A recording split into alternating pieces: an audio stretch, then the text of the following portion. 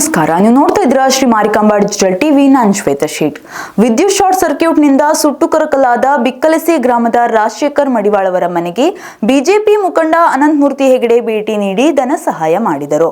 ಶಾಸಕರು ಈ ಕುಟುಂಬಕ್ಕೆ ಸರ್ಕಾರದಿಂದ ಹೆಚ್ಚಿನ ಹಣ ಕೊಡಿಸುವ ವ್ಯವಸ್ಥೆ ಮಾಡಬೇಕು ಎಂದು ಈ ವೇಳೆ ಒತ್ತಾಯಿಸಿದರು.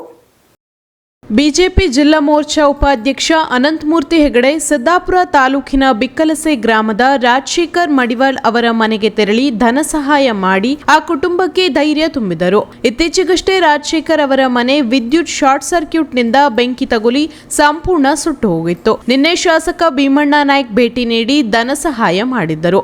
ಇಂದು ಅನಂತಮೂರ್ತಿ ಹೆಗಡೆ ಅಲ್ಲಿಗೆ ತೆರಳಿ ಆ ಕುಟುಂಬಕ್ಕೆ ಹಣವನ್ನು ಕೊಟ್ಟರು. ಈ ವೇಳೆ ಮಾತನಾಡಿದ ಅವರು, ಇದೊಂದು ದುರದೃಷ್ಟಕರ ಘಟನೆ. ದಿನನಿತ್ಯ ಬಳಸುವ ಪಾತ್ರೆ, ಬಟ್ಟೆ ಎಲ್ಲವೂ ಸುಟ್ಟು ಹೋಗಿರುವುದು ದುಃಖದ ಸಂಗತಿ.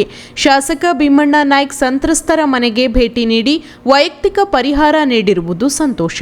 ಆದರೆ ಶಾಸಕರಾಗಿ ಸಂಪೂರ್ಣ ಮನೆ ನಿರ್ಮಾಣಕ್ಕೆ ಅನುದಾನ ಕೊಡಬೇಕು. ಹಿಂದಿನ ಶಾಸಕ ವಿಶ್ವೇಶ್ವರ ಹೆಗಡೆ ಕಾಗೇರಿ ಅವರು ಮನೆಗೆ ಹಾನಿ ಸಂಭವಿಸಿದಾಗ ಸರ್ಕಾರದಿಂದ ಅನುದಾನ ನೀಡಿದ ಹಲವು ಉದಾಹರಣೆಗಳಿವೆ.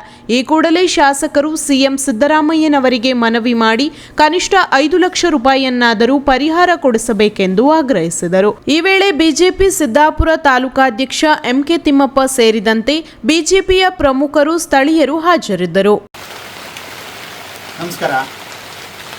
ಸಿದ್ದಾಪುರ ತಾಲೂಕಿನ ಬಿಕ್ಕಲಸೆ ಊರಲ್ಲಿದ್ದೇವೆ. ರಾಜಶೇಖರ್ ಅವರ ಮನೆ ಸಂಪೂರ್ಣವಾಗಿ ಇಲ್ಲಿ ನೋಡಿ ಕಾಣ್ತದೆ. ಇದು ಸಂಪೂರ್ಣ ಸುಟ್ಟು ಕರಕಲಾಗೋಗಿದೆ. ಕೆಲಸಕ್ಕೆ ಹೋದವರು ಮನೆ ಬಂದು ನೋಡಿದಾಗ ಎಲ್ಲವೂ ಕೂಡ ನಾಶ ಆಗಿದ್ದು ಅವ್ರ ಕಣ್ಣು ಮುಂದೆ ಕಾಣ್ತದೆ. ಬಿಕ್ಕಿ ಬಿಕ್ಕಿ ಅಳ್ತಾರೆ. ಏನು ಮಾಡಲಿಕ್ಕಾಗ್ತದೆ? ಕಷ್ಟ ಅನ್ನುವಂಥದ್ದು ಯಾರಿಗೂ ಕೂಡ ಬೇಕು ಅಂತ ಅವ್ರು ಬಯಸಿ ತಂದ್ಕೊಳ್ಳೋದಲ್ಲ. ಸಂಪೂರ್ಣ ಈ ಪಾತ್ರೆ ಆದಿಯಾಗಿ, ಬಟ್ಟೆ ಆದಿಯಾಗಿ, ಈ ಚಂಬು ಆದಿಯಾಗಿ, ಇವರದ್ದು ಇವಾಗ ಏನೂ ಇಲ್ಲ. ಹಾಕ್ಕೊಳ್ಳೋ ಸೀರೆ ನೋಡಿ, ಹೊಸ ಸೀರೆ, ಪಾಪ ಕಷ್ಟಪಟ್ಟು ಮದುವೆಗೆ ಅಂತ ಉಟ್ಕೊಳ್ಬೇಕು ಅಂತಂದು ಸೀರೆ ಇದು ಸುಟ್ಟೋಗಿದೆ. ಇದೆಲ್ಲವೂ ಕೂಡ ನೋಡಿ, ಪಾತ್ರೆ ಇದೆಲ್ಲವೂ ಈ ಥರ ಕರಗೋಗಿದೆ. ಇಂಥ ಸಂದರ್ಭದಲ್ಲಿ ಅವರಿಗೆ ನಾವು ಮಾನವೀಯತೆಯಿಂದ ಈ ಸಮಾಜದಲ್ಲಿ ಮಾನವೀಯತೆ ಉಳ್ಕೊಂಡಿದೆ ಅನ್ನೋದನ್ನು ತೋರಿಸ್ಬೇಕಾಗಿದೆ. ನಾವು ಅವರಿಗೆ ಸಂಪೂರ್ಣವಾಗಿ ಮನೆ ಕಟ್ಟಲಿಕ್ಕೆ ಏನು ಸಹಾಯ ಬೇಕು ಎಲ್ಲರೂ ಕೂಡ ಸೇರಿಕೊಂಡು ಮಾಡಬೇಕಾಗಿರುವಂಥದ್ದು ಪ್ರಜ್ಞಾವಂತ ನಾಗರಿಕ ಕರ್ತವ್ಯ ಆಗಿದೆ. ನಾನು ಕೇಳ್ಪಟ್ಟಿದ್ದೇನೆ, ನಿನ್ನೆ ನಮ್ಮ ಶಾಸಕರು ಬಂದಿದ್ದಾರೆ, ಇಲ್ಲಿಗೆ ಬಂದು ವೈಯಕ್ತಿಕ ಸಹಾಯ ಮಾಡಿ ಹೋಗಿದ್ದಾರೆ ಅಂತ. ಸಂತೋಷ, ವೈಯಕ್ತಿಕ ಸಹಾಯ ತಾವು ಮಾಡಿದ್ದೀರಿ. ಶಾಸಕರು ಅಂತ ಆದಮೇಲೆ ವೈಯಕ್ತಿಕ ಅನ್ನೋ ವಿಷಯ ಬರೋದಿಲ್ಲ. ನಾನು ಕೃಷಿ ಕ್ಷೇತ್ರದ ಶಾಸಕರಾದ ಭೀಮಣ್ಣವರಿಗೆ ಹೇಳ್ತೇನೆ, ದಯವಿಟ್ಟು ವೈಯಕ್ತಿಕ ಸಹಾಯ ಮಾಡಿದ ಒಂದು ಕಡೆಗೆ ಇರಲಿ. ಇವರ ಮನೆ ಸಂಪೂರ್ಣ ಕಟ್ಕೊಡ್ಲಿಕ್ಕೆ ಏನು ಬೇಕೋ ತಾವು ಅದನ್ನು ಮಾಡಬೇಕು. ಹಿಂದೆ ವಿಶ್ವೇಶ್ವರ ಕಾಗೇರರು ಇರಬೇಕಾದ್ರೆ ಮನೆ ಸಂಪೂರ್ಣ ನಾಶ ಆದಾಗ 3 ಲಕ್ಷ 5 ಲಕ್ಷ ಈ ರೀತಿ ಪರಿಹಾರ ಕೊಟ್ಟಿದ್ದನ್ನು ನಾವು ಕಾಣಬಹುದು.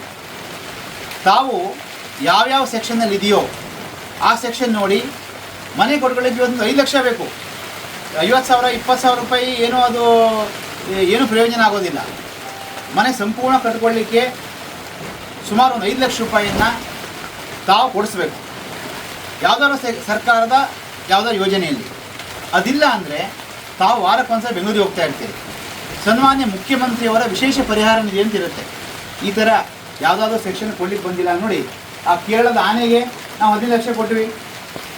ಈ ನಮ್ಮ ಮುಖ್ಯಮಂತ್ರಿಯವರು ರಾಹುಲ್ ಗಾಂಧಿ ಏರಿಯಾದಲ್ಲಿ ಮನೆಗಳ ಬಿದ್ದಾಗ, ಪ್ರವಾಹದ ಗುಡ್ಡ ಕುಸಿತ ಆದಾಗ 100 ಮನೆ ಕಟ್ಸ್ಕೊಡ್ತೇನೆ ಅಂತ ಕಟ್ಸ್ಕೊಟ್ರು. ಹೌದಲ್ವಾ? ಈ ಥರ ಮುಖ್ಯಮಂತ್ರಿ ಪರಮಾಧಿಕಾರ ಇರುತ್ತೆ. ತಾವು ವಾರಕ್ಕೊಂದ್ಸಲ ಬೆಂಗಳೂರಿಗೆ ಹೋಗ್ತೀರಿ. ಈ ಬಡವನಿಗೋಸ್ಕರವಾಗಿ ತಾವು ಮಿಡಿಬೇಕು.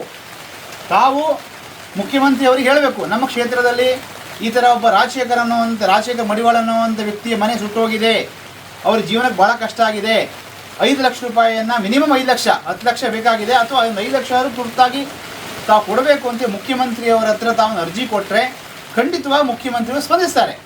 ಈಗ ಯಾರೂ ಹೇಳೇ ಇಲ್ಲ, ಪಾಪ ಮುಖ್ಯಮಂತ್ರಿ ಏನು ಮಾಡಲಿಕ್ಕೆ ಸಾಧ್ಯ? ನಾಳೆ ನೀವೇ ಮುಖ್ಯಮಂತ್ರಿ ಆದರೂ ಏನು ಮಾಡಲಿಕ್ಕೆ ಸಾಧ್ಯ? ನಿಮ್ಮ ಯಾರು ಬಂದು ಹೇಳಬೇಕಲ್ಲ. ನಿಮ್ಮ ಕ್ಷೇತ್ರ ಶಾಸಕರು ಬಂದು ಹೇಳಿಲ್ಲ ಅಂತ ನಿಮಗೇನು ಗೊತ್ತಾಗ್ತದೆ? ನೀವು ದೇವರ ಗೊತ್ತಾಗೋದಿಲ್ಲಲ್ಲ. ಅದರಿಂದ ನಾನು ಭೀಮಣ್ಣವ್ರು ಕೈ ಜೋಡಿಸಿ ಕೇಳ್ತೇನೆ, ಈ ಬಡವರಿಗೋಸ್ಕರವಾಗಿ ಭೀಮಣ್ಣ ನಾಯಕರೇ ತಾವು ಮುಖ್ಯಮಂತ್ರಿಯವರ ಹತ್ರ ಆದಷ್ಟು ಬೇಗ ಇದನ್ನು ಇಟ್ಟು ಪರಿಹಾರ ಬರೋ ರೀತಿ ತಾವು ಮಾಡಬೇಕು ಅಂಥೇಳಿ ತಮ್ಮಲ್ಲೇ ನಾವು ಕೇಳ್ಕೊಳ್ತೇನೆ. ಅದೇ ರೀತಿ ನಾನು ಇವತ್ತಿನ ದಿವಸ ವೈಯಕ್ತಿಕ ಸಹಾಯವನ್ನು ಕೂಡ ಅವರಿಗೆ ನಾನು ಮಾಡ್ತಾ ಇದ್ದೇನೆ. ಮತ್ತು ನಾನು ಎಲ್ಲರಲ್ಲೂ ಕೂಡ ಕೇಳ್ಕೊಳ್ತೇನೆ, ಈ ಸಿದ್ದಾಪುರ ತಾಲೂಕಿನ ಪ್ರಮುಖರೇನಿದ್ದೀರಿ, ಪ್ರಜ್ಞಾವಂತ ನಾಗರಿಕರೇನಿದ್ದೀರಿ, ಮಾನವೀಯತೆ ಹೊಂದಿರುವಂಥ ವ್ಯಕ್ತಿಗಳಿದ್ದೀರಿ, ಈ ವ್ಯಕ್ತಿಯ ಕಷ್ಟಕ್ಕೆ ತಾವು ಸ್ಪಂದಿಸಿ, ಆಯಿತಾ. ಇನ್ನೊಂದು ಜೀವ ಮತ್ತೊಂದಿಷ್ಟು ನೋವು ಅನುಭವಿಸೋದು ಬೇಡ. ಆದಷ್ಟು ಬೇಗ ಒಂದು ಮನೆ ಮಾಡಿಕೊಳ್ಳಿ, ಆಯಿತಾ. ಎಲ್ಲರೂ ನಮ್ಮ ಥರನೇ ಅವರು ಕೂಡ ಬದುಕಲಿ. ಈ ರೀತಿ ದಿನ ಬೆಳಗಿನ ಸಂಜೆ ತನಕ ಮಳೆ ಬರ್ತಾ ಇರ್ತದೆ, ಈ ಚಳಿ ಮಳೆಯಲ್ಲಿ ಪಾಪ ಎಲ್ಲೂ ಹೋಗ್ತಾರೆ. ಅದರಿಂದ ಎಲ್ಲರೂ ಕೂಡ ಸ್ಪಂದಿಸೋಣ ಅಂಥೇಳಿ ನಾನು ಎಲ್ಲರಿಗೂ ಕೂಡ ಕರೆ ಕೊಡ್ತಾ ಇದ್ದೇನೆ.